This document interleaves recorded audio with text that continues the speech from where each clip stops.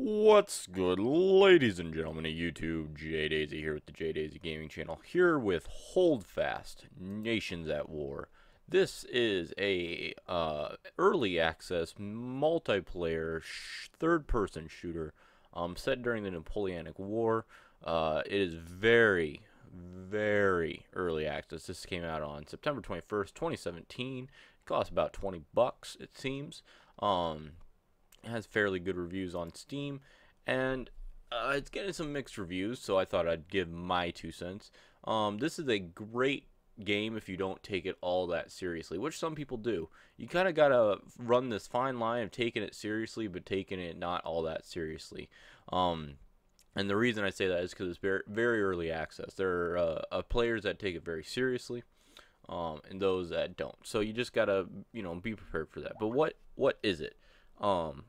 It is a third-person shooter, as I said, set in the Napoleonic War. So you're fighting with muskets, bayonets, swords, ships, and cannons. So you're not really, this isn't going to be your Call of Duties running around just headshotting people left and right.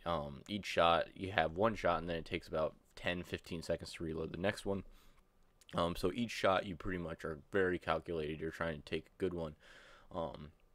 You're trying to find fire into a mass of people to try and get them. Along with the cannons, you try and make each one of those shots hit something, because it takes a while to reload those. You gotta pack it, you gotta load it, you gotta push it forward, and then you have to aim and fire.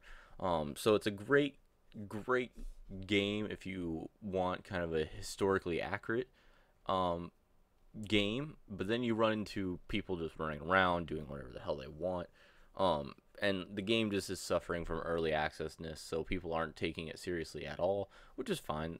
Play your game your way, but there's several class systems, and each one is pretty much the exact same, other than you have flute people and you have drum people and you have flag bearers, and they kind of do as the name says, either plays the flute, plays the drums, or waves a flag, and they give a slight buff, but you have no idea what that buff really does. It just puts up an icon, so you think, I think this helps accuracy or whatever, and you get points as that person, little tiny points for the people around you taking shots. But there's no description for any of the other class saying, oh, this one's better at this one's better at that. From what I can tell, even the surgeon class can't revive you or heal you or anything along those lines. Carpenter class can't bring back the cannons once they get hit. So you just have all these classes with no real reason to pick them other than grab the one with the rifle, because the subclasses only have pistols. And the hitboxes on things are just crazy. The net coding on the melee weapons is just out of control. If you get in a room with 6 people and you're one person, you swing a sword around, it's a pretty good chance that you're going to kill everyone in that room and they're not going to be able to touch you. And the guns, you get outside of 10 yards and you're trying your dangest to hit someone, which you could argue is historically accurate. These guns were primitive rifling technology, so they weren't the most accurate things in the world. So that could probably be accurate. So you're probably thinking to yourself, well, why the hell pick up this game if people aren't taking it seriously? It's in early access and it's just crap. Because it's not all crap. It's very beautiful game. I think it's running on the Unity engine, and if it is, it's gorgeous looking for it. Also, like I said, there are people that take it very seriously, and it's kind of fun because all of a sudden you'll just be running the battlefield like you're used to, and there'll be just a line of people, and you join in the line and you're all just marching towards, and there's, the drummers are going, their flags are at the beginning, and you're just walking up to where you were just fighting in just a giant line of people. That can be pretty fun. Controls are fairly basic, nothing too crazy. It takes a little bit to figure out how to get to your sword or your bayonet. That's kind of weird. Maps are, it seemed like almost 100 players on 100 players, or 50 on 50.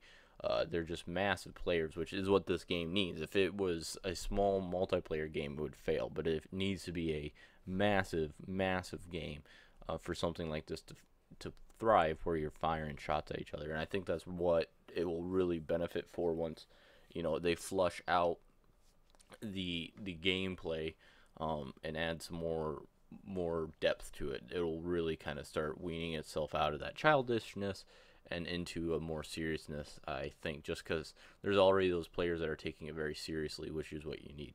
It's kind of like naval action in that sense. And speaking of naval action, you're probably wondering what the ship combat is like. And that was what kind of drove me to it, because I'm a huge fan of tall ships, and it leaves a lot to be desired. But it's fine anyways. It's about the same as the single player or the land battles, in the fact that everything's just a little bit inaccurate and everything just seems a little sluggish. The one I've only done a couple battles because not that many people play the naval battles. It's very much more land battle oriented. And the battle I did do, we lost, but we took a good chunk out of one ship, and we saw some people, because you can jump in the water at any time and start swimming. And I just watched these people. They were coming at us, and I was a Marine for my ship, and I was just taking pop shots at these guys and trying to hit them and trying to hit them. And a couple of times I had to have hit them, and they finally get close enough, and they are yelling, "We're on your side! We're on your side, dumbass!" Because they were only using the local chat. They weren't. If they stopped swimming to type in the chat, they would probably drown. But the boats had an interesting feature that I thought was just great, which is that you can launch the lifeboats. So towards the end of the battle, those sea battles, there's just all these lifeboats everywhere taking shots at each other with their muskets.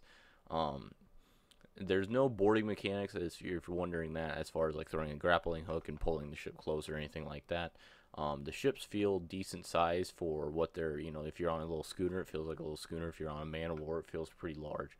Like you said, all the cannons take quite a while to load. They're not instant shots. So that's it. This game is thriving on realism, which is, for once, something I really enjoy. The way they're doing it, I really enjoy it. I can't wait to see where it goes as far as taking it seriously. With it being early access, though, what you see is what you could get. But just watching the developers and the time it's taken me to, buy the game and play it, they've been releasing regular updates, and it looks like they're fixing it. It doesn't look like a cash grab to me. But for $20, I don't think that bad of a price point for this. It is only multiplayer. There is no single player. I haven't seen any sign of wanting to get single player. I haven't seen any signs of character customization. But like you say, it's only been out for a week, and it's very early access. So hopefully they, keep going and they flush it out. But what you buy is what you get. So just be cautious out there. But for me, this was a good buy. If you enjoy realism, if you enjoy multiplayer, large maps, if you wanted something kind of different than your first-person shooters and stuff like that, I highly suggest this one, or at least put it on your radar and wait a while for it to get a little more flushed out. That's very reasonable. Be a smart consumer. As always, we're all in this one together. I'll see you in the next one.